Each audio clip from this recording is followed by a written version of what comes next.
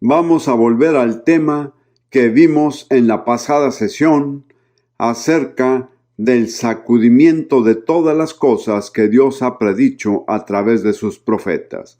No voy a repasar el material que cubrimos, simplemente señalaré que Dios dice: haré temblar todas las cosas, haré temblar el cielo, haré temblar la tierra seca, haré temblar el mar, haré temblar a todas las naciones, haré temblar todo lo que pueda ser sacudido. El propósito es que aquellos de nosotros que hemos recibido el reino y que no podemos ser conmovidos, podemos ser, por así decirlo, colados del resto de la humanidad. Bien, esta noche quiero que veamos una respuesta práctica. ¿Cómo hemos de responder? Si realmente creemos que Dios va a actuar tan claramente como dice que va a actuar, ¿qué nos corresponde hacer? ¿Nos quedamos sin hacer nada? ¿O acudimos a la Biblia para entender cuáles son las decisiones bíblicas y sensatas que debemos tomar? Antes que nada, como ya le he dicho, es obvio que si queremos permanecer inmutables, tenemos que construir un fundamento basado en la palabra de Jesús, escuchando y poniendo en acción su palabra. Así que todo lo que estoy por decir prosigue de eso. En otras palabras, ¿de qué forma escucharemos y aplicaremos las enseñanzas de las Escrituras? Quiero comenzar con 2 versículos en 2 de Pedro, capítulo 3. Un capítulo que trata con este periodo, el periodo de conmoción. Vamos a leer los versículos 11 y 12. Puesto que todas estas cosas han de ser deshechas, ¿cómo no debéis vosotros andar en santa y piadosa manera de vivir, esperando y apresurándoos para la venida del día de Dios? Aquí me detendré. Pedro hace una pregunta muy sensata y también la pregunta correcta. La cuestión ante todo no es qué debemos hacer, sino qué clase de personas debemos de ser. Lo que somos es más importante que lo que hacemos. Y él da una respuesta con esquema muy simple que contiene 3 partes. Menciona en primer lugar que hay que tener una conducta santa y piadosa. En segundo lugar, hay que estar a la espera. Y en tercer lugar, hay que apresurar la venida del día de Dios. Así que hay 3 cosas que se mencionan: la conducta santa y la piedad, la espera de la venida del día de Dios y el apresurar la venida del día de Dios. Así debe ser nuestra respuesta básica: la santidad, el esperar por la venida de Dios y el apresurar la venida del día de Dios. Trataré brevemente las mismas. Empezando primero con respecto a la santidad, me limitaré a una escritura que es 2 de Corintios, capítulo 6, empezando en el versículo 17, y después con el capítulo 7, versículo 1. Hay que tener en cuenta que las separaciones por capítulos no existían en el texto original. Fueron añadidas muchos siglos después por traductores y a veces se atenúa el significado. Así que vamos a empezar con 2 de Corintios 6, 17. Y la mayor parte es una cita del Antiguo Testamento.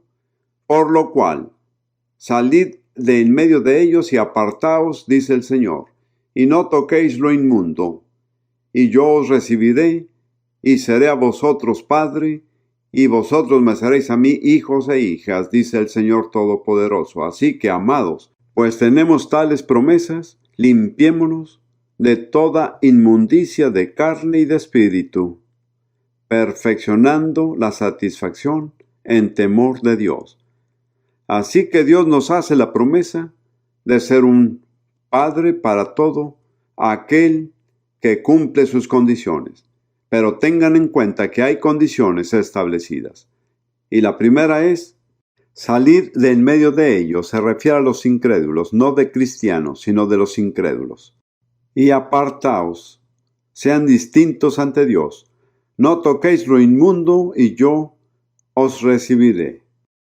Hay muchas maneras distintas de ver lo que es inmundo, pero la manera más común que hay y nos causa problemas a todos se debe a nuestra actitud mental y las cosas que entretenemos con nuestras mentes, y también por las cosas que vemos.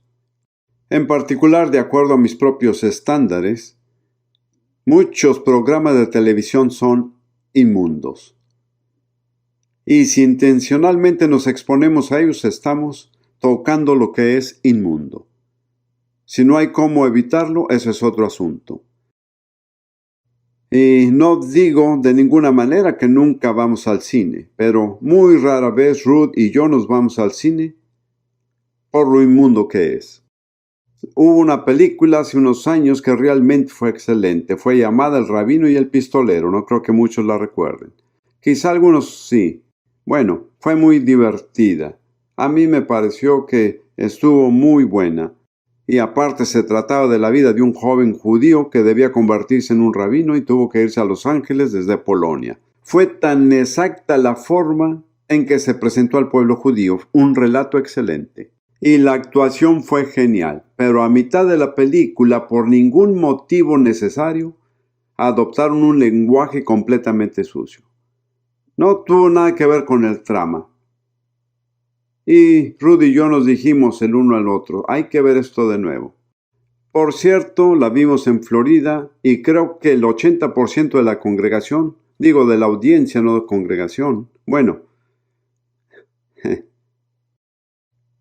Bueno, de cierto modo era como una congregación. Por lo menos el 80% eran judíos, ya que vivíamos en un área muy poblada por gente judía. Pero finalmente nos dijimos el uno al otro, no me parece que tenga la libertad de exponer al Espíritu Santo dentro de mí, al tipo de lenguaje que se usa en esa película. Fue una decisión personal, pero sirve de ejemplo de lo que puede significar tocar lo que es inmundo. No hay necesidad. No se expongan a cosas que les contaminan la mente si no hay necesidad de hacerlo. Yo fui salvo en el ejército británico y me pasé otros 4 años y medio en el ejército. No hay forma de evitar y exponerse a cosas en el ejército que son impuras. Los soldados británicos son incapaces de hablar sin blasfemar y maldecir, a menos que hayan sido salvos. Así que tuve que escucharlos día tras día durante 4 años y medio, pero no me exponía a ello. No pude evitarlo. Nunca fue intencional, por la gracia de Dios. Nunca me expuse intencionalmente a algo que me pudiera contaminar. Siendo predicador, soy particularmente cauteloso, porque sé que si le doy cabida a algo en mi mente, tarde o temprano se me saldrá por la boca en el momento que esté predicando. Y yo guardo mi mente. Ruth es mi testigo. No le doy cabida a nada intencionalmente en mi mente que pueda corromper la palabra de Dios que Dios me ha dado para proclamar. Les sugiero que todos debemos considerarlo. No es necesario que adopten la misma actitud que yo adopté, pero sí necesitan preguntarse, ¿estoy tocando lo inmundo? ¿Me expongo innecesariamente a cosas que contaminan mi espíritu? Jesús dijo, bienaventurados los de corazón puros, porque ellos verán a Dios. Y Proverbios dice, guarda tu corazón con toda diligencia, porque de él mana la vida. Todo lo que existe en la vida sale del corazón. Si tienen un corazón puro, tendrán una vida pura. Y si sus corazones son impuros, sus vidas serán impuras. Esa es una ley inmutable que gobierna toda conducta humana. Y recuerden, lo que pone en su corazón define el trayecto de tu vida.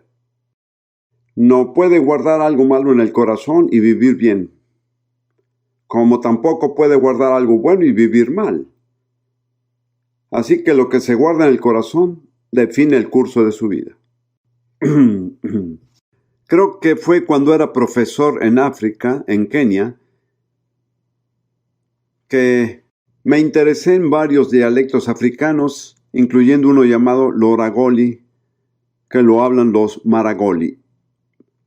Yo fui director de una universidad para la formación de profesores africanos.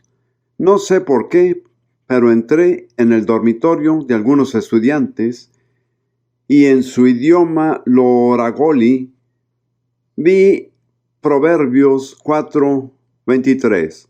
Ahí estaba en su idioma.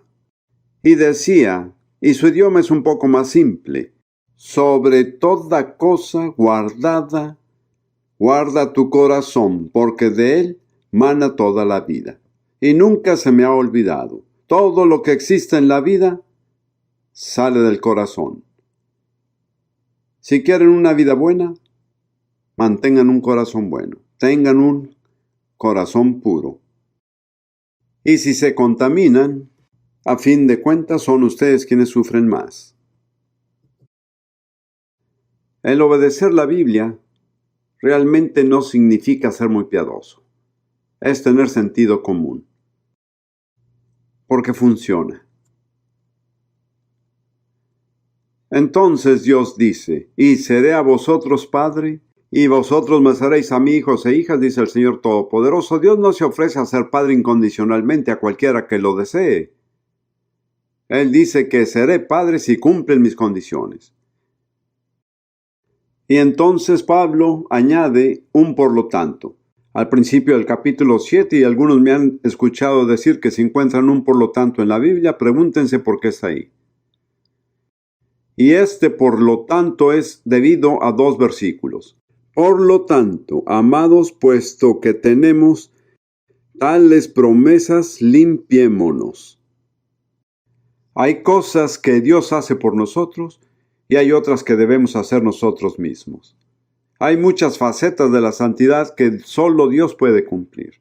Pero aquí está algo que es nuestra responsabilidad de cumplir. Limpiémonos de toda inmundicia de carne y de espíritu. La inmundicia de la carne, que creo que la mayoría de nosotros tenemos una idea bastante clara de lo que implica. La perversión sexual, la embriaguez,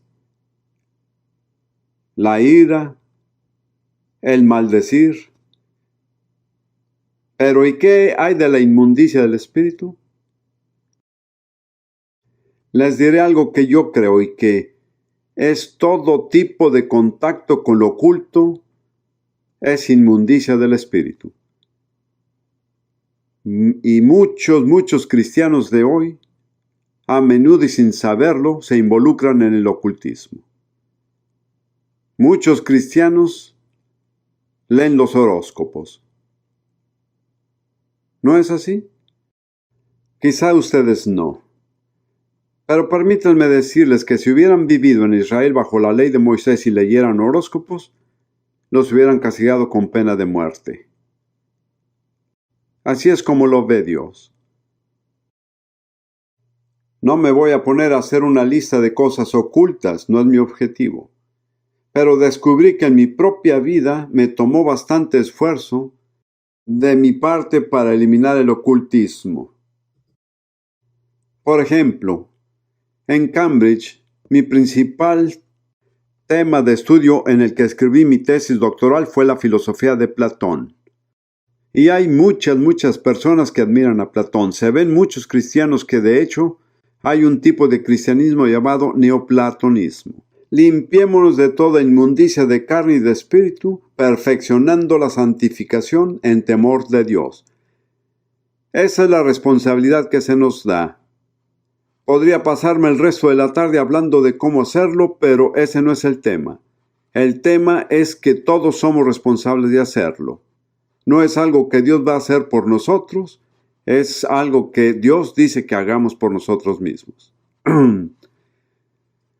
Ahora regresemos a 2 de Pedro, capítulo 3, para ver el segundo requisito, que es buscar la venida del día de Dios. Quiero que solo veamos 2 escrituras.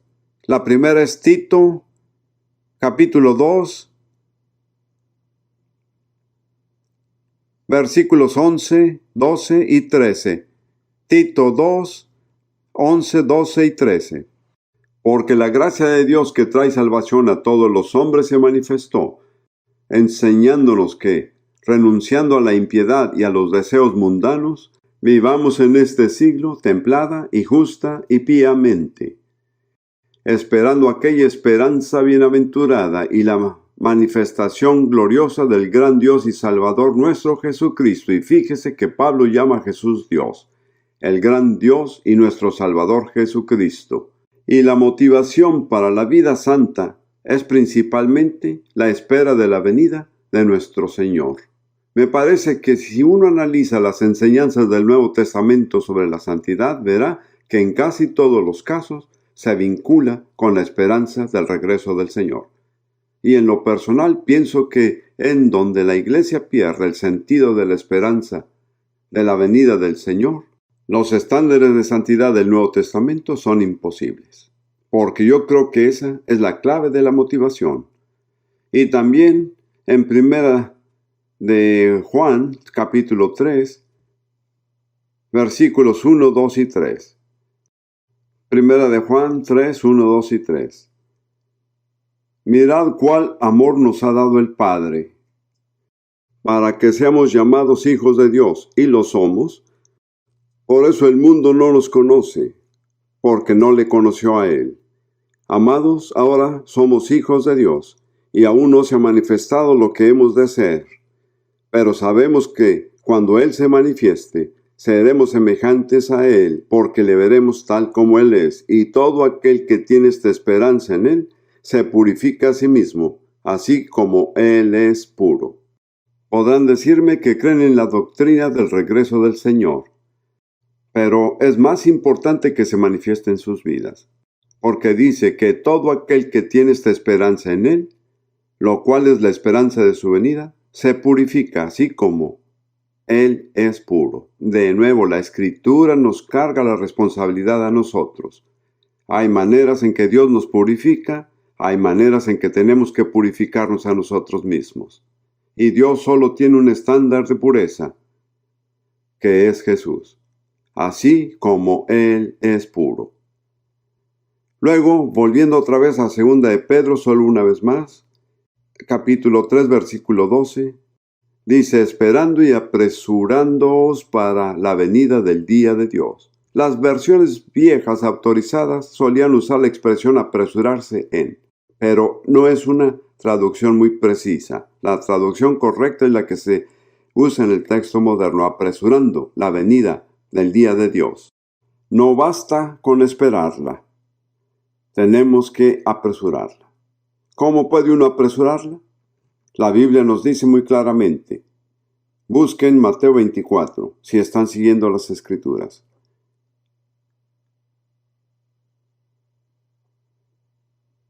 Al comienzo de este capítulo, los discípulos le preguntaron a Jesús cuál será la señal de vuestra venida y del fin del mundo. Y en su respuesta Jesús enumera una serie de señales, terremotos, pestilencias, anarquía y así sucesivamente. Pero no responde a la pregunta hasta el versículo 13. ¿Cuál será la señal de tu venida? Y en Mateo 24:13, Él da una respuesta específica. Y será predicado este evangelio del reino en todo el mundo, por testimonio a todos los gentiles, y entonces vendrá el fin. ¿Cuándo llegará el fin? Cuando el evangelio del reino se haya proclamado en todo el mundo, como testigo a todas las naciones. ¿Quiénes son los responsables de proclamar el evangelio del reino? No lo escuché. Así es. Entonces, ¿cómo podemos apresurar la venida? Proclamando el evangelio del reino. Por otro lado, si no lo hacemos, no estamos apresurando su venida, la estamos retrasando.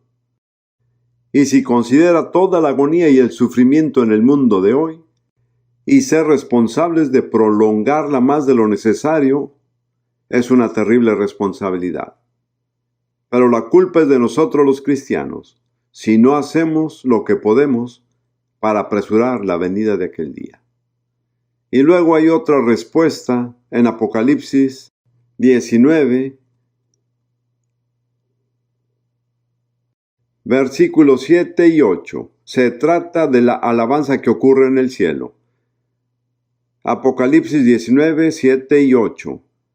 Regocijémonos y alegrémonos y démosle a él la gloria, porque las bodas del Cordero han llegado y su esposa se ha preparado. Así que no puede haber matrimonio hasta que su esposa, la novia, se haya preparado. El estado de la iglesia tiene efecto sobre la venida del Señor. El Señor no puede venir por su novia hasta que se haya preparado. He vivido en muchas culturas y naciones diferentes. Nunca he vivido en ninguna cultura o nación en donde la novia no se tenga que tomar la molestia de prepararse para su día de boda. Es algo universal, sin importar el color de piel o el idioma de uno. Lo mismo ocurre con la iglesia. La iglesia tiene que prepararse. Y luego, en el versículo que sigue, habla de la vestimenta de la boda. Versículo 8. Y le fue dado que se vista de lino fino, limpio y brillante, porque el lino fino son las justificaciones de los santos. Noten la palabra. Tenemos que usar lino puro, blanco y brillante. Y el lino brillante son las acciones justas de los santos. Cuando ustedes y yo creemos sinceramente en Jesús, le entregamos la vida a Él, su justicia es puesta en nosotros. Y la Escritura dice que somos justificados como considerados justos. Pero no es eso lo que la Escritura está hablando. Se trata de las acciones justas de los santos. Tenemos que pasar de la justicia interna a la justicia externa. Y de eso estará hecha la tela de nuestro vestido de boda, de las acciones justas de los santos. Me he permitido a mí mismo decir de vez en cuando, según mi observación, que a la iglesia contemporánea le queda tela suficiente como para hacer un bikini. Pero eso no es adecuado para una boda. La otra forma en que se puede acelerar la venida del Señor es mediante la ejecución de nuestros actos justos, de manera que suministremos suficiente tela para hacer el tipo de vestido de boda que debemos llevar. Ahora, dejándole eso como un fundamento, quiero hablar de las 4 maneras prácticas de expresar nuestra obediencia a la palabra de Dios. En primer lugar, está alinearse con el propósito de Dios o propósitos, pero es propósito. Dios tiene un propósito que es claramente revelado desde el inicio en el Nuevo Testamento. Dios nunca ha cambiado su propósito. Se mantiene persistente en su objetivo. Y esto se menciona en un pasaje muy familiar que llamamos el Padre Nuestro. En Mateo 6, 9 y 10. Padre nuestro que estás en los cielos, santificado sea tu nombre. Eso es un acercamiento. No es una oración, es un acercamiento. Y la primera oración determinada es: venga tu reino. Sea hecha tu voluntad en el cielo como en la tierra. ¿Cuál es el objetivo principal de Dios? Es que venga su reino. Y solo podemos alinearnos con Dios y con su propósito cuando estamos alineados con la venida del reino de Dios. Y cuando todo lo que hacemos se dirige finalmente hacia la venida del reino de Dios. En el mismo capítulo de Mateo, versículo 33, dice: mas buscad primeramente el reino de Dios y su justicia, y todas estas cosas os serán añadidas. Y cuando Dios pone algo primero, significa primero, no segundo o tercero. En otras palabras, Nuestra mayor preocupación en la vida tiene que ser la venida del reino de Dios. Soy lo suficientemente ingenuo para creer que no existe otra solución para los males de la humanidad. Cada día nos confrontan a través de los medios de comunicación todo el dolor y el tumulto de la humanidad. En lo personal, a mí me parece que la gente es ingenua al creer que el hombre puede solucionar el problema por sí mismo. Me sorprendió un poco el que el presidente Bush, con respecto a la guerra del Golfo Pérsico, haya dicho que se estaba iniciando un nuevo orden de justicia. Me pareció una declaración muy ingenua para un líder de una nación tan grande. Me conformo con decir que no me convence su nuevo orden mundial, no me impresiona. Pero el hombre lleva cientos de años pretendiendo que puede resolver sus propios problemas, trayendo paz y justicia a la tierra. Yo diría que quizás actualmente estamos más lejos de lo que hemos estado en cualquier momento de la historia humana. Yo no me avergüenzo de decir que para mí la única solución realista para la raza humana es el establecimiento del reino de Dios en la tierra bajo su designado gobernante Jesucristo. No me siento intelectualmente inferior por pensar así, y no creo que sea una superstición piadosa. Me parece que es una evaluación realística de la situación del mundo y de la naturaleza del hombre. Por lo tanto, estoy comprometido con la venida del reino de Dios. Y a medida que lo lleve dentro de mí, con muchas debilidades y fragilidades, mi vida se dirige hacia ese fin. Yo soy un predicador, tengo un ministerio de enseñanza. Y por la gracia de Dios, mis enseñanzas han llegado prácticamente a cada nación del mundo, por varios medios: la radio, en video, en cintas de audio e impresos. Esa es la expresión práctica en mi vida de mi compromiso con la venida del reino de Dios. Bien, ustedes no están llamados a ser lo que yo soy, pero sí están llamados a hacer algo. Antes que nada, establezca bien sus prioridades. El reino de Dios no se busca solo cuando es conveniente o después de ocuparse de todo lo que le preocupa. Se busca primeramente. Y si Dios dice que es lo primero, significa lo primero.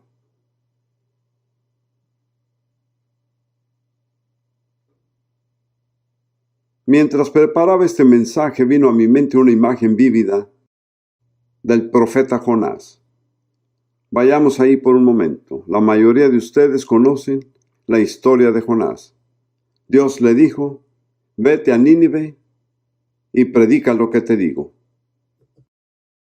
Nínive estaba al este y Jonás se fue en dirección contraria, hacia el oeste. Y la razón por la cual no quería predicar en Nínive era que temía que la gente se arrepintiera. Y Nínive era el principal enemigo político de su pueblo, Israel. Así que no quería hacer nada que pudiera promover su causa. Esa es mi opinión personal. Y lo extraordinario, cuando Dios consiguió las cosas con Jonás a su manera, sucedió el acontecimiento más grande de conversión que se haya documentado en la historia: la ciudad entera. Se estima que al menos 600,000 personas se convirtieron. Pero antes de eso, Jonás tuvo que aprender una lección. Y esto es muy interesante. Él vivía en las montañas de Galilea. Y cuando le dio la espalda a Dios, cada paso que dio después fue un paso para mal. Se fue de las montañas a las llanuras, de las llanuras al puerto, del puerto al barco. Y ahí no se acaba. Del barco fue a dar al mar. y que nos sirva de advertencia para cada uno de nosotros. Si le dan la espalda a Dios, cada paso que tomen será un paso para mal. Bueno, Dios siguió persiguiendo a Jonás y cuando el barco navegó, dice, Dios envió una tormenta al mar. Y todos estos paganos comenzaron a clamar a Dios y a pedirle ayuda. ¿Y dónde estaba Jonás? El que conocía al Dios verdadero, el que tenía la respuesta. Leamos. Versículo 5. Y los marineros tuvieron miedo, y cada uno llamaba a su Dios. Y echaron a la mar los enseres que había en la nave, para descargarla de ellos. Pero Jonás había bajado al interior de la nave y se había echado a dormir. ¿Por qué se durmió? Por su mala conciencia. No podía enfrentar a la vida. He conocido gente que se refugia en el sueño. Conocí a una señora que si las cosas le salían mal se dormía 16 horas. Ese era su escape a la vida. Y el capitán de la nave, que no era creyente, se llegó a él y le dijo, ¿qué tienes, dormilón? Levántate y clama a tu Dios. Quizá Él tendrá compasión de nosotros y no pereceremos. Actualmente hay muchos Jonases en el mundo. Han recibido el llamado de Dios, saben muy bien lo que Dios quiere que hagan, pero como no les conviene, le dan la espalda a Dios y entonces, mientras la tormenta sacude al mundo, ¿dónde están? Abajo en el fondo de un barco, en un profundo sueño. ¡Qué situación tan trágica! Aquí tenemos algunos Jonases presentes. Saben que Dios los ha llamado y deliberadamente le dieron la espalda. ¿Y quién sabe cómo llegaron aquí esta noche? Pero voy a darles una oportunidad más adelante en este servicio para que cambien de parecer. Así que piénsenlo bien. Imagínense, el único hombre que conocía al verdadero Dios, el único hombre que tenía la respuesta. Todos los paganos a su alrededor oraban sinceramente y él estaba abajo en los costados del barco, durmiendo. ¡Qué imagen tan vívida de tantos cristianos de hoy! En un barco dormidos por no estar dispuestos a enfrentar la realidad. Muy bien, esa es la primera de mis recomendaciones. Hay que alinearse con el propósito de Dios, que es la venida de su reino. Nunca ha variado, nunca ha cambiado. Ese es su objetivo. Número 2. Cultivar la resistencia. Volvamos a Mateo 24, al versículo que cité, que fue el versículo 14. Y será predicado este evangelio del reino en todo el mundo, por testimonio a todos los gentiles, y entonces vendrá el fin. Pero el versículo anterior dice, mas el que perseverare hasta el fin, éste será salvo. Y Jesús ha estado hablando de todos los problemas y angustias y dolores que van a llegar a la nación. Y luego dice, mas el que perseverare hasta el fin, éste será salvo. Esa es la traducción aquí en español, pero el griego dice, el que ha perseverado hasta el fin, ese será salvo. De hecho, es más específico que eso. Jesús dice, pero el que siga firme hasta el fin, ese será salvo. Esta traducción no lo presenta de manera muy explícita. ¿Quién será salvo? El que haya resistido hasta el final. Así que por ahora están salvos. Pero para permanecer salvos, tienen que resistir. En Lucas 21, que es un pasaje paralelo, es nuevamente el discurso que dio Jesús. Él dice en el versículo 17 y los que siguen, y seréis aborrecidos de todos por causa de mi nombre. Obviamente se debe referirse a los cristianos, ya que es la gente odiada por el nombre de Jesús. Esa es una de las promesas que la gente no pone en su caja de promesas. La próxima promesa tal vez sí, mas un pelo de vuestra cabeza no perecerá. Bien, eso se refiere a la resurrección, porque muchos cristianos que fueron martirizados, sus cuerpos fueron destruidos. Pero en la resurrección, si logran conseguirla, saldrán con todo y cabellera tupida. No les faltará ni un pelo. Esa es una garantía de Jesús. Y luego dice, en vuestra paciencia poseeréis vuestras almas, pero eso realmente no da con el significado. Les daré mi versión, la versión Prince. Con la resistencia se compra el alma.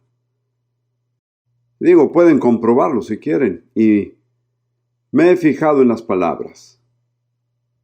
Así es como las entiendo. En otras palabras, ¿cuál es el precio que uno debe pagar por la salvación de su alma? En una palabra, la perseverancia, así es. Como ven, hay cosas que hay que comprar, pero no con dinero. Hay otra moneda con la que se compran ciertas cosas. En Isaías 55:1 dice, venid, comprad sin dinero y sin precio vino y leche. Hay que comprarlas, pero no con dinero. En la parábola de las vírgenes prudentes y fatuas, a las necias que no traían suficiente aceite, las sabias les dijeron, ve y comprar aceite. Pero mientras que fueron a comprar, vino el novio y se lo perdieron todo. El aceite siempre ha sido un tipo del Espíritu Santo.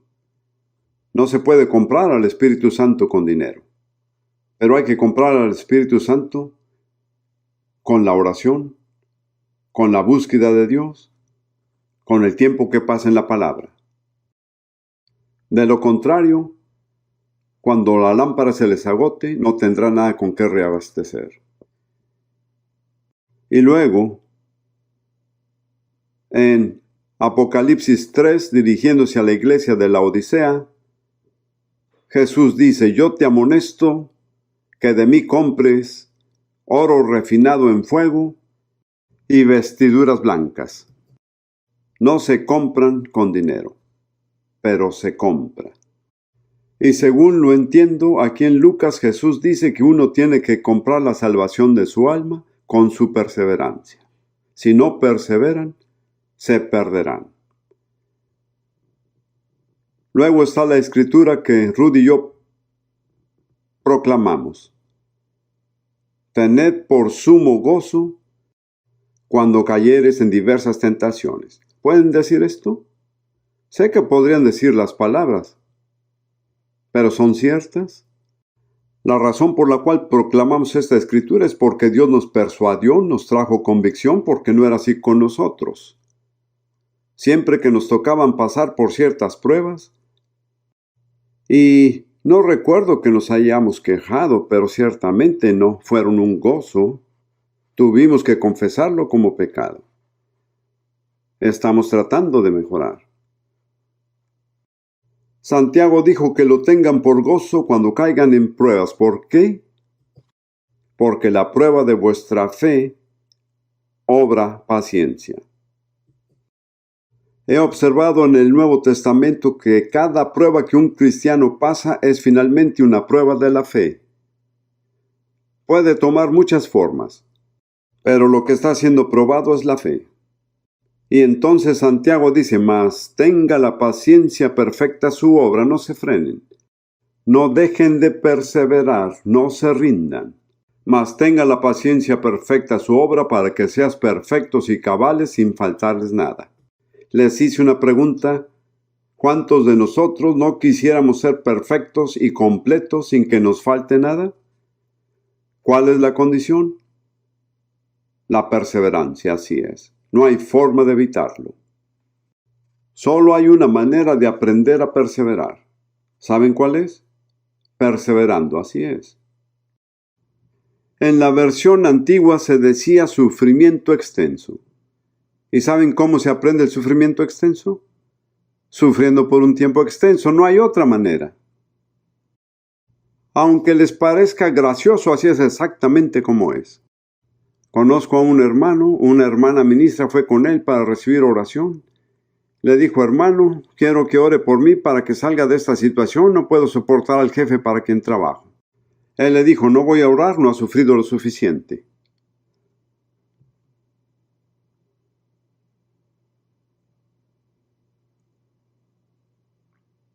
Volvamos al final de Santiago por unos momentos. Quiero mostrarles cuán estrechamente está ligada la resistencia con la preparación para la venida del Señor. Santiago 5. Solo vamos a leer los versículos 7 al 11. La palabra que se utiliza aquí es principalmente la paciencia. Y permítame ofrecerle una pequeña lección y se la dejo por gratis. Hay 3 palabras que están relacionadas: la paciencia, la perseverancia y la resistencia. Están relacionadas, pero son distintas y todas ocupan su lugar en la vida cristiana. Paciencia se deriva del mismo origen del latín que nos da la palabra pasivo. La paciencia es básicamente no hacer nada. Y Dios expresa paciencia. Pedro dice que Dios se esperó pacientemente en los días de Noé.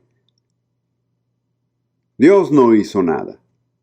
Por 120 años dejó al hombre que siguiera su curso. Mucha gente ha llegado a la conclusión de que Dios es indiferente. No es así. Es la paciencia de Dios. Con frecuencia Dios ejerce paciencia y no hace nada. Dirán: ¿cómo pudo dejar que Hitler se saliera con la suya? La paciencia de Dios.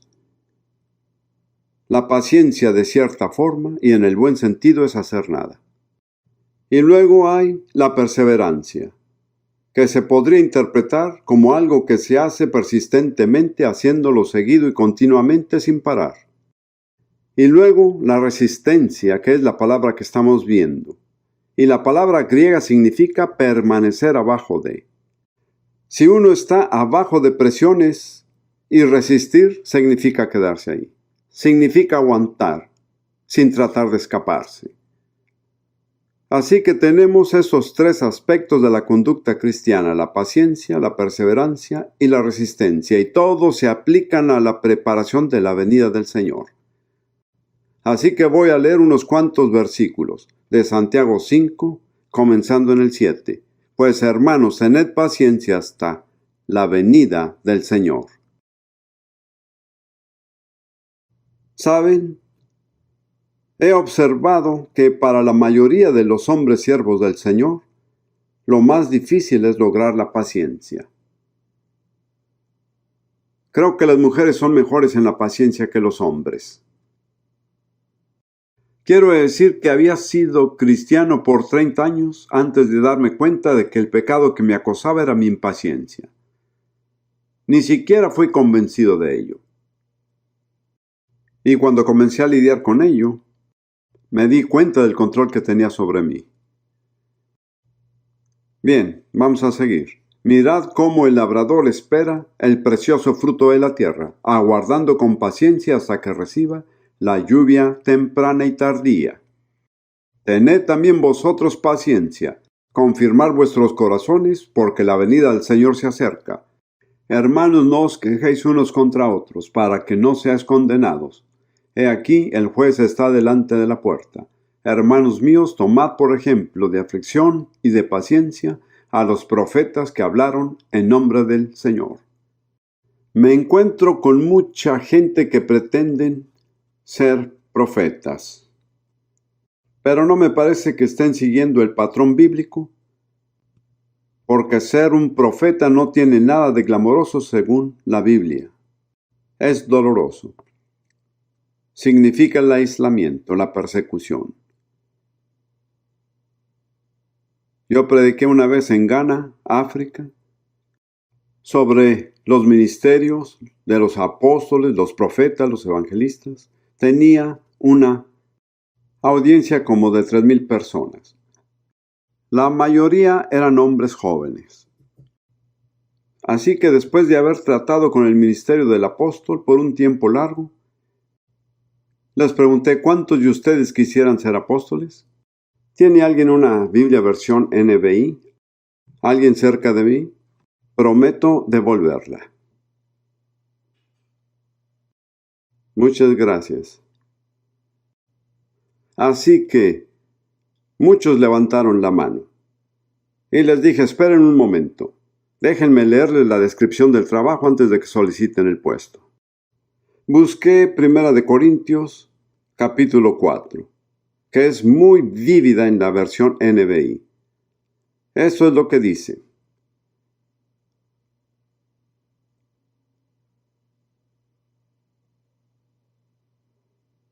Creo que realmente se aplica a las personas carismáticas contemporáneas. Solía llamarlos el movimiento carismático, pero ya no, porque no se están moviendo. Eran, pero se quedaron atascados en alguna parte. Bien, esta es 1 de Corintios 4, comenzando en el versículo 8. Ya tienen todo lo que desean, dirigiéndose a los cristianos de Corinto. Ya estáis ricos. Han recibido el evangelio completo. ¿Alguna vez escucharon la perversión del movimiento de la Fraternidad Internacional de Hombres de Negocios? ¿Qué es el movimiento del Evangelio de Hombres de Negocios?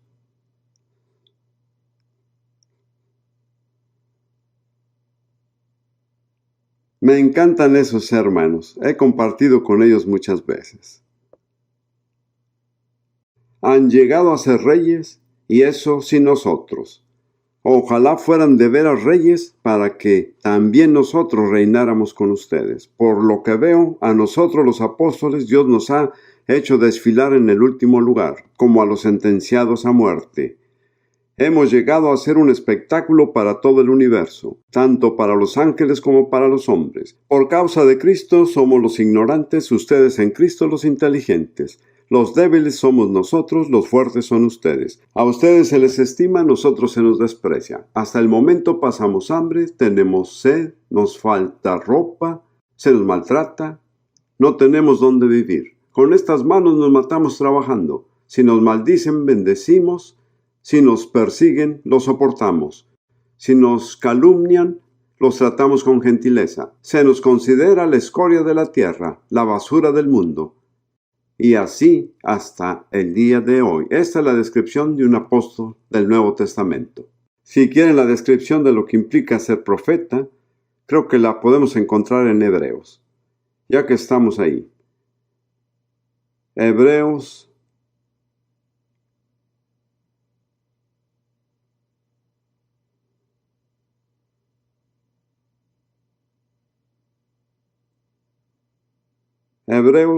capítulo 11. Los últimos 2 versículos. Este es el ministerio profético. Fueron apedreados, aserrados, tentados, muertos a cuchillo, anduvieron de acá para allá cubiertos de pieles de ovejas y de cabras, pobres, angustiados, maltratados, de los cuales el mundo no era digno, perdidos por los desiertos, por los montes, por las cuevas y por las cavernas de la tierra. ¿Cuántos de ustedes quieren ser profetas? Gracias. Gracias, muchas gracias. ¿Se dan cuenta de lo que les digo? ¿Qué se necesita? No lo escuché. La perseverancia, así es. Vamos a seguir con lo que estábamos leyendo. Regresemos al versículo 10 de Santiago 5.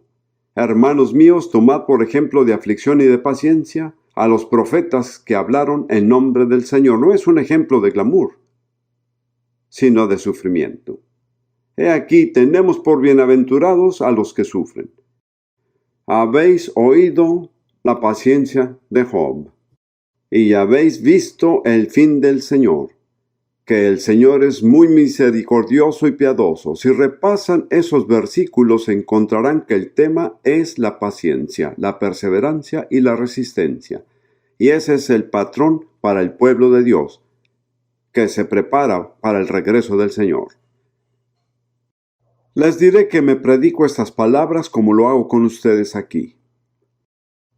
Tiemblo muchas veces cuando escucho la manera irresponsable en la que la gente de hoy habla de los ministerios y los dones.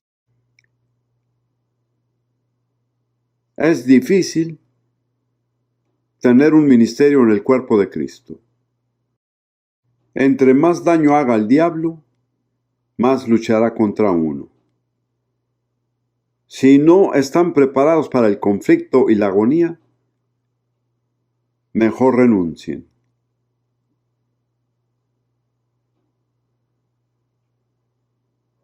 ¿Escucharon bien? Hasta con un amén.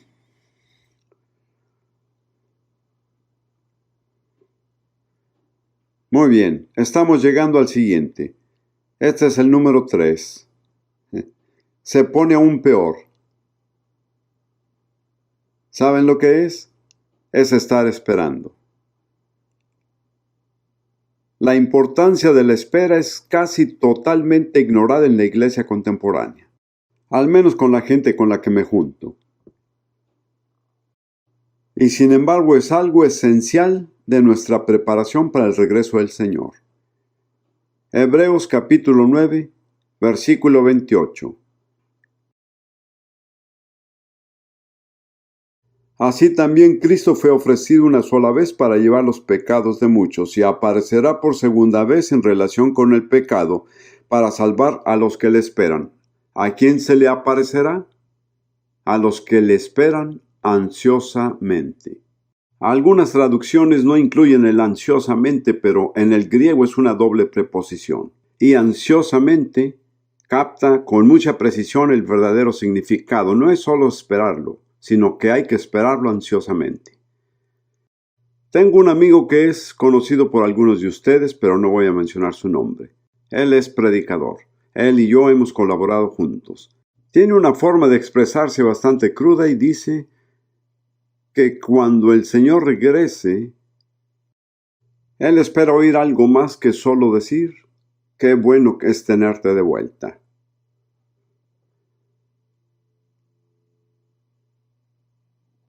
Si esperamos ansiosamente, tendremos algo más que decir.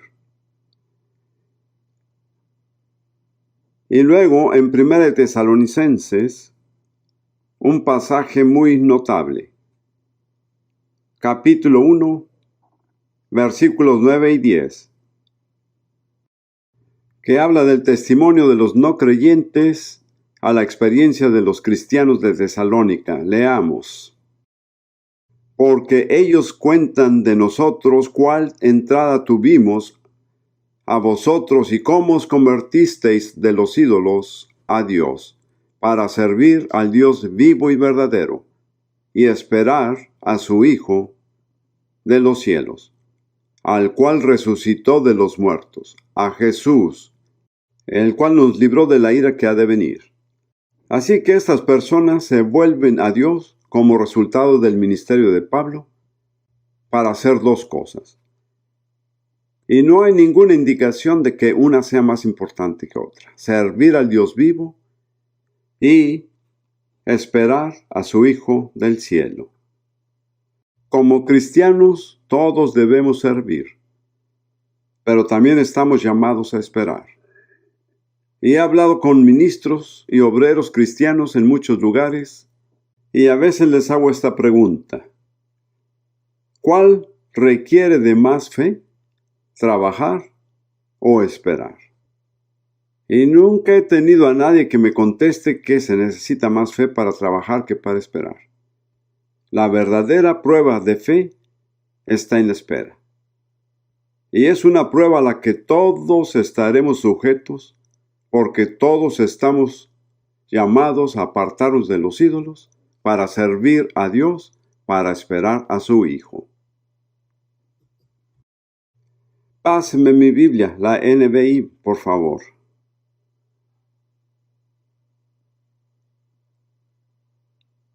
Este es un versículo en Isaías 64. Versículo 4, que es tan intenso que me gusta citar esta versión aquí. Capítulo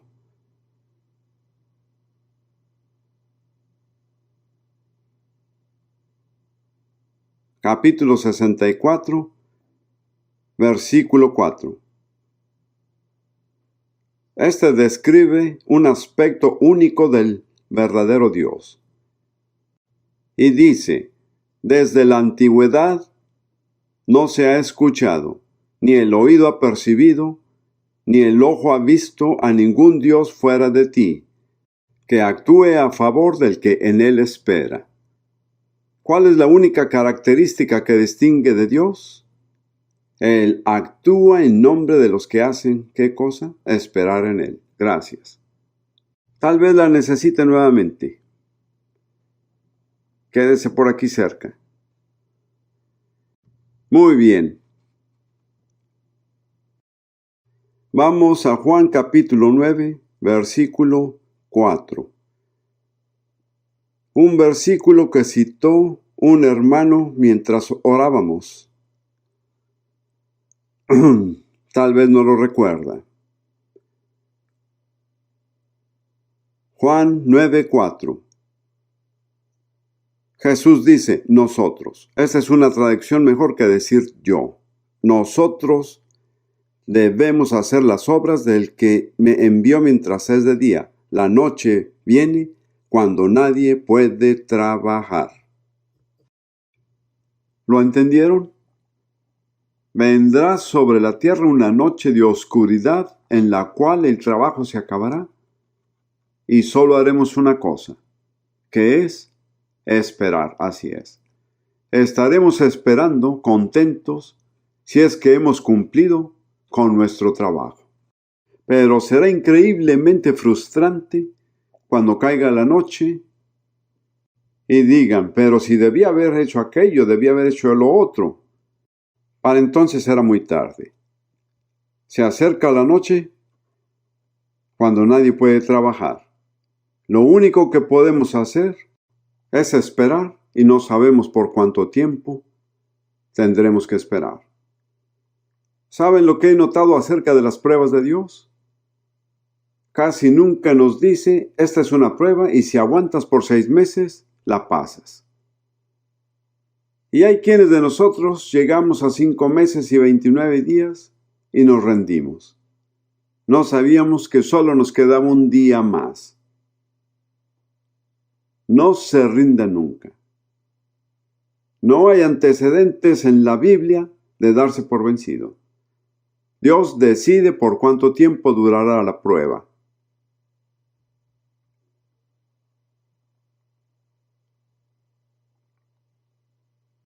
Como ven, la espera es una de las pruebas a las que Dios somete casi invariablemente a los siervos que tiene intención de usar.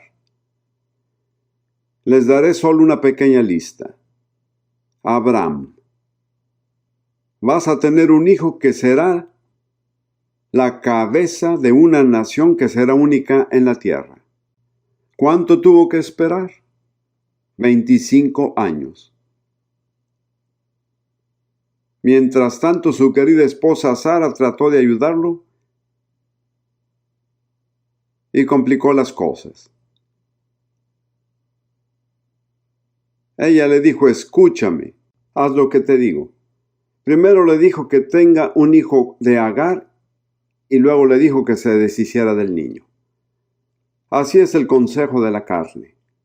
Es inconsistente. Le dice a uno que haga una cosa y más tarde la contradice. Abraham se convirtió en el hombre que fue por medio de la espera.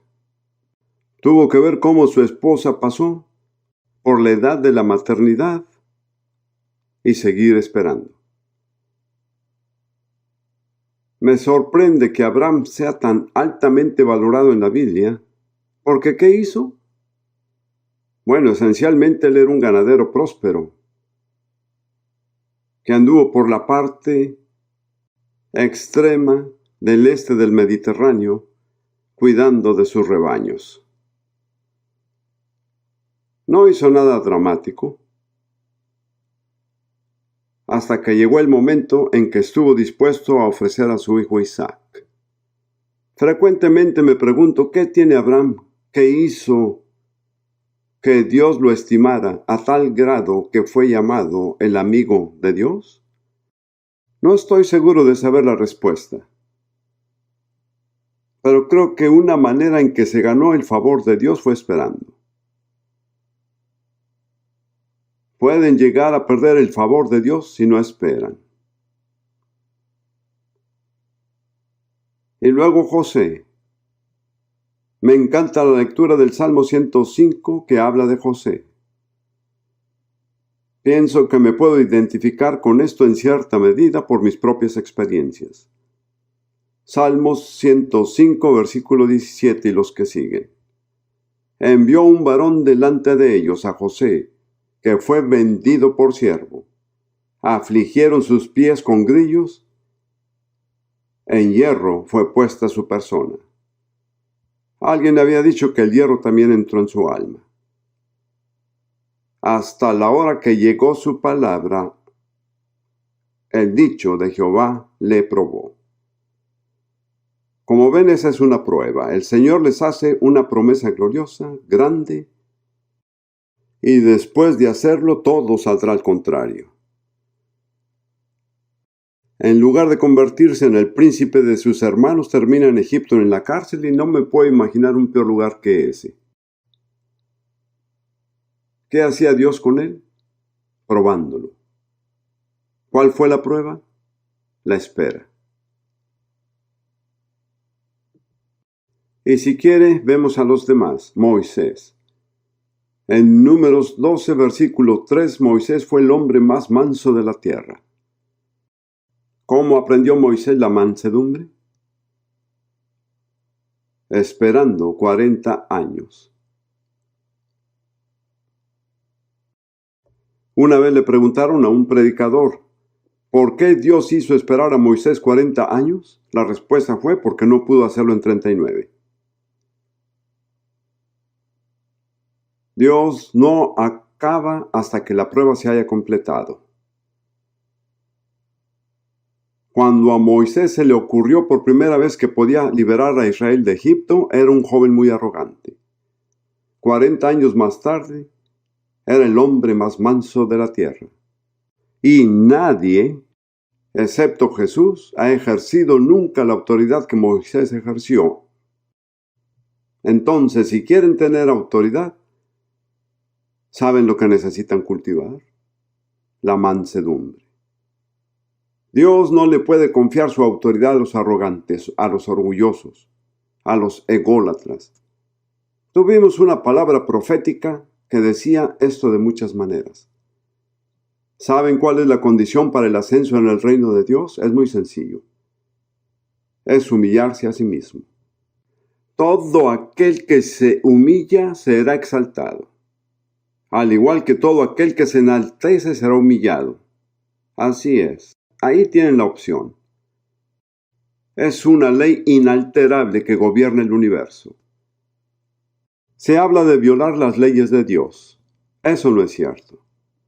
No rompemos las leyes de Dios. Las leyes de Dios nos quiebran a nosotros si las rompemos. Y luego pensemos en David por un momento. Otro joven al que hicieron enormes promesas de Dios.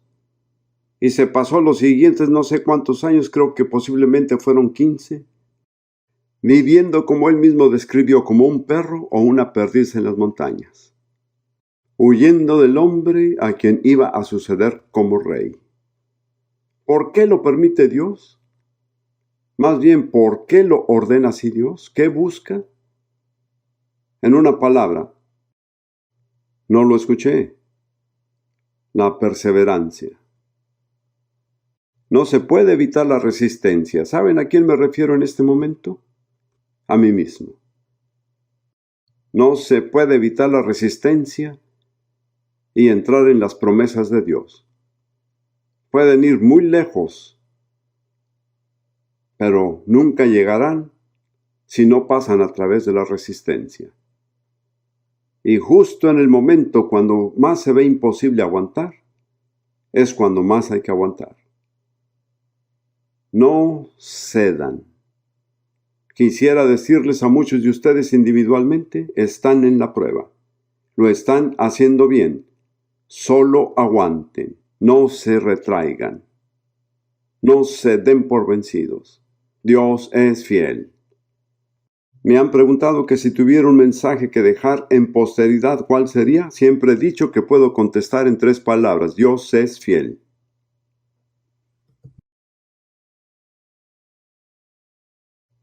Les diré otra cosa acerca de la espera. Nos hace más conscientes cada vez de nuestra dependencia de Dios. No puedo hacer que se haga. No puedo hacer que suceda. No sé cuándo vendrá. Solo dependo de Él. No sé si a ustedes, las damas, les suceda esto en sus casas, pero a nosotros nos pasó en Israel. A veces la luz falla por razones que no se pueden analizar. Y esto pasa mientras está uno cocinando o planchando. Y entonces llamamos y contactamos al electricista. Es el mediodía y dice, voy a tratar de llegar a las 4. ¿Qué hacemos durante 4 horas? Esperamos. Y 4 horas después nos damos cuenta de una cosa. Necesitamos al electricista. Dependemos de él. La espera nos causa que alcancemos un nuevo nivel de conciencia de nuestra dependencia de Jesús. Bien. Por último, hermanos, intentaré hacer lo mejor que Pablo, que también dijo, y finalmente, hermanos, y escribió 2 capítulos más. Pienso que es necesario decir esto porque lo que he dicho hasta ahora de varias formas ha sido difícil de aceptar. Pero la cuarta recomendación que hago es que cultiven una actitud y una expectativa positiva. Y como saben, alguien dijo que todo el mundo nace optimista o pesimista. Y yo sé muy bien cómo nací. Nací pesimista. Además, fui creado para ser un pesimista. Mis padres fueron buenas personas, pero en mi casa, si no te preocupaba algo, tenías que preocuparte por el hecho de que no estabas preocupado. Y aún siendo salvo, bautizado por el Espíritu Santo y teniendo un ministerio, no había superado mi pesimismo. Y la forma en que se manifestó en mi vida fue en la depresión. Y aunque otras personas se salvaban, yo estaba luchando sin cesar contra esa nube oscura que me rodeaba. Y yo lo hice todo. Es decir, que conocía bien las Escrituras, sabía que tenía que considerarme muerto, y me consideré muerto tantas veces que esto perdió sentido. Pero no solucionó el problema. Y entonces un día estaba leyendo Isaías 61, versículo 3. Y leí, manto de alegría en lugar del espíritu angustiado. Y cuando leí esa parte, el espíritu de angustia, el Espíritu Santo me dijo, ahí tienes el problema. De repente me di cuenta de que no andaba lidiando conmigo. No fueron mis actitudes mentales, era un ser que me atormentaba día y noche. Me di cuenta de que era una persona que me conocía desde la infancia. Conocía todas mis debilidades, sabía exactamente cuándo atacarme. Además me di cuenta de que era lo que podemos llamar un espíritu familiar. Era un espíritu que había descendido a través de mi familia, era exactamente la misma condición en mi padre. Invoqué el nombre del Señor y fui liberado de ese demonio. Ah, sí, me salvé. Hablaba en lenguas, predicaba el Evangelio, pero necesitaba ser liberado de un demonio. Me sentía tan avergonzado que no se lo conté a nadie por 10 años. Y entonces el Señor me obligó a exponer mi situación al enfrentarme con una mujer endemoniada que estaba en mi púlpito. Acababa de predicar que no importaba lo que el diablo diga porque Dios tiene la última palabra. Había una mujer que se retorcía como una serpiente delante del púlpito, la misma mujer que tocaba el piano en nuestras reuniones de adoración. Sabía que tenía que demostrarlo o dejarlo de hablar. Así es como fui lanzado a hacerlo. Y la mujer fue liberada. Pero me tomó 10 años, desde el momento en que fui liberado hasta que estuve dispuesto a enfrentar el problema en público. Les menciono todo esto porque al ser liberado, Dios me mostró que Él hizo por mí lo que yo no podía hacer por mí, y que Él no haría por mí lo que yo podría hacer por mí mismo. Y me mostró que tenía que cambiar la forma en que pensaba. Cada vez que me venían a la mente pensamientos o reacciones negativas, tuve que encontrar algo positivo de las Escrituras con que hacerle frente. Y eso no fue de un día para otro. Me tomó al menos 3 años. Pero al final de ese transcurso, dejé de ser pesimista. Yo entiendo lo que implica. Yo diría que de hecho, si me disculpan que lo diga, de británico a otros británicos, que uno de los principales problemas de Gran Bretaña es el pesimismo. Los británicos son más propensos al pesimismo que cualquier otra gente de naciones con las que he tratado. Creo que es algo... Hay una influencia espiritual en alguna parte. Como quiera, no entremos en este tema. Estaremos tratando sobre este tema de liberación luego al final de este mes en el templo de Kensington. Si tiene alguna necesidad seria, venga, haremos algo por usted. Bien, vamos a ver este asunto de tener una actitud positiva y terminamos. Romanos 12, versículo 21. Dice: no seas vencido de lo malo, mas vence con el bien el mal. Así que tenemos solamente dos opciones. Podemos vencer o podemos ser vencidos, pero no hay nada en medio. Y cuando nos enfrentamos al mal, solo hay una cosa lo suficientemente fuerte para vencer el mal, y eso es el bien. No podemos adoptar una actitud negativa, no podemos decir simplemente que no es mi problema. Tenemos que practicar activamente lo que es bueno. No sean vencidos de lo malo, sino vence con el bien el mal. Y Romanos 8, 35 en adelante, dice: ¿quién nos apartará del amor de Cristo? ¿Tribulación, o angustia, o persecución, o hambre, o desnudez, o peligro? O cuchillo, como está escrito: por causa de ti somos muertos todo el tiempo. Somos estimados como ovejas de matadero. ¿Qué enseñanza tan negativa? ¿No es así? Hay quienes se oponen a las enseñanzas negativas, diciendo: hermano, sé positivo. Pero también hay verdad en lo negativo. Las personas que venden acciones fraudulentas de la bolsa son muy positivas, pero son deshonestas. Como cristianos tenemos que enfrentar lo negativo. No podemos cerrar los ojos ni apartar la mirada. Hay problemas por delante. Pienso que hay muchos más problemas por delante de lo que la mayoría de nosotros podemos percibir. Pero eso no significa que tengamos que ser pesimistas. ¿Cuál fue el comentario de Pablo? Antes, en todas estas cosas, somos más que vencedores por medio de aquel que nos amó. ¿Qué son todas estas cosas? Hay una lista.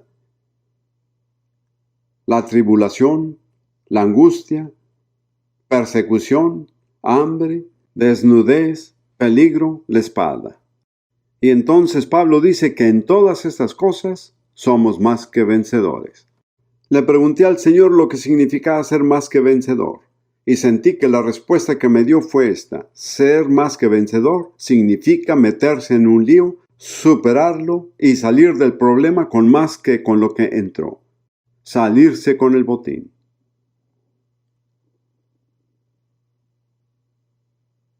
Primera de Juan, capítulo 4.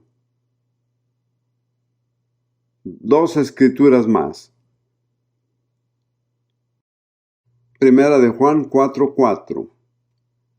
Hijitos, vosotros sois de Dios, y los habéis vencido a los malos, porque el que en vosotros está es mayor que el que está en el mundo.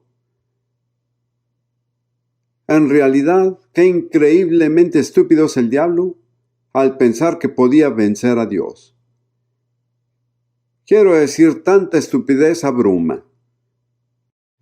Se trata del Dios que creó todo el universo y que lo mantiene en perfecto orden. Y un ser creado se pone a desafiar a Dios. Un filósofo estadounidense dijo que el diablo es un ridículo total. No estoy usando palabras vanas, solo estoy señalando que es la estupidez más grande lo que el diablo ha hecho. Pero el que está en nosotros es mayor que el que está en el mundo. Repítanlo conmigo porque me parece que lo necesitamos decir. El que está en nosotros es mayor que el que está en el mundo. Nuevamente, el que está en nosotros es mayor que el que está en el mundo.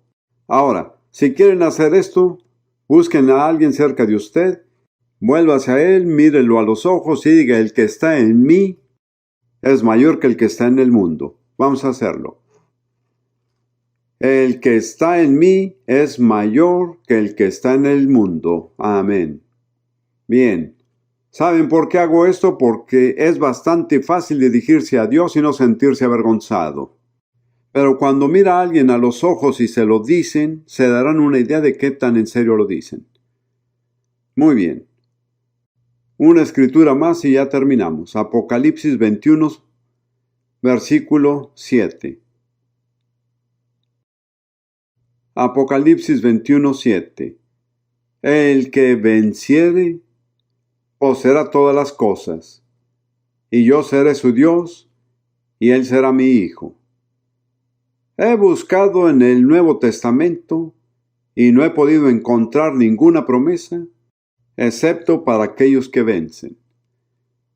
Y solo hay dos opciones: vencer o ser vencido. Todos nosotros, cada uno de nosotros, tenemos que tomar una decisión. Yo puedo vencer, mayor es el que está en mí que el que está en el mundo, pero tengo que decidirme. Tengo que cumplir las condiciones. Ahora, creo que solo necesito aplicar lo que he estado diciendo. Sentí, cuando el Señor me dio este mensaje, que iba a haber algunos Jonases aquí esta noche, quienes escucharon el llamado de Dios y lo rechazaron. Y tal vez han estado abajo en los costados de un barco dormidos.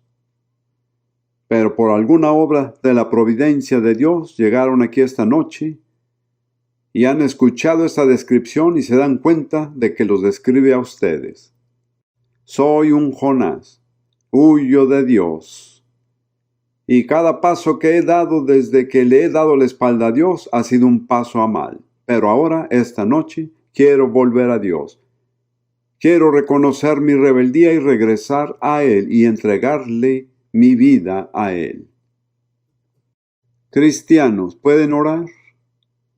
Si hay algún Jonás aquí esta noche, queremos decirle que Dios aún lo ama. Los amamos. Queremos ayudarlo, pero tienen que tomar la decisión. Si quiere volver a Dios esta noche, hay que hacer una cosa sencilla. Donde quiera que esté en este auditorio, póngase de pie ahora mismo y diga: soy un Jonás, he estado huyendo del Señor y quiero volver. Donde quiera que esté, estoy muy seguro de que al menos hay uno aquí esta noche. Que Dios lo bendiga. Que Dios lo bendiga. ¿Alguien más?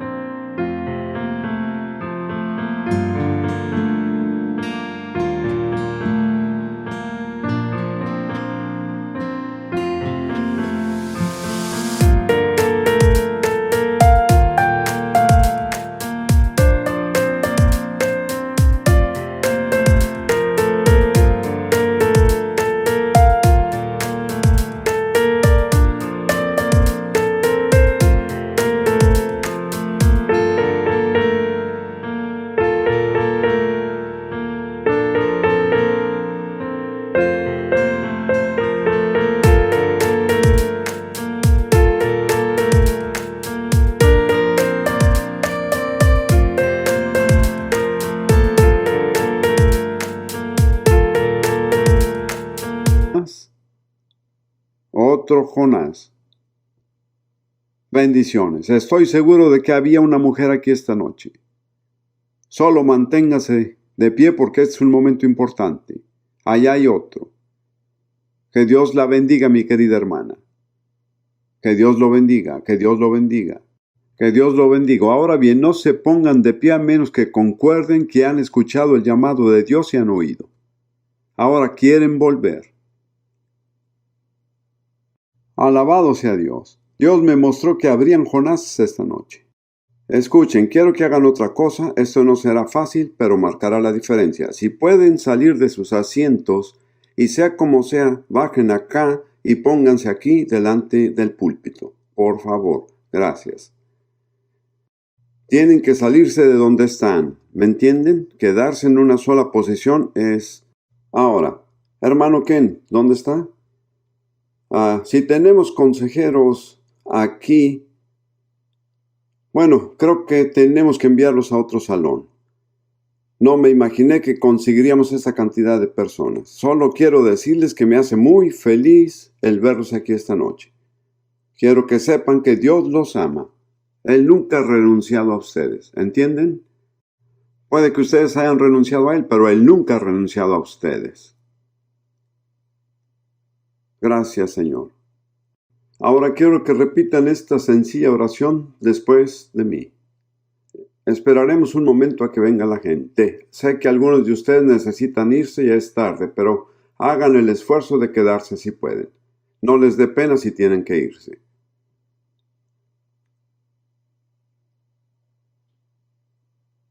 Ruth, pasa acá conmigo. Haremos una oración muy sencilla. Una oración a Jesús, no a mí. Les daré las palabras y ustedes las repiten.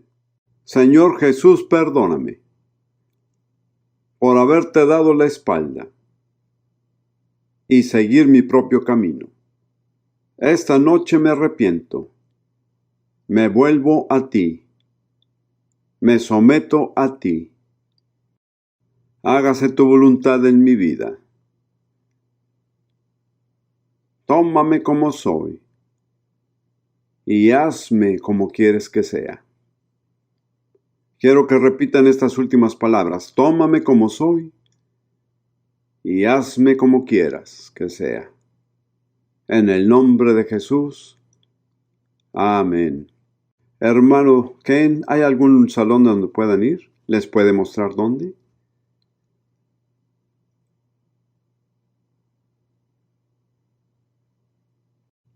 Mientras están siendo dirigidos, solo quiero dar una oportunidad más. Si hay alguien aquí esta noche que nunca ha vuelto a nacer, que nunca ha formado parte de la nueva creación de Dios y que quieren ser parte de esa nueva creación, a los que se presentaron como Jonases, vayan por favor por ese lado.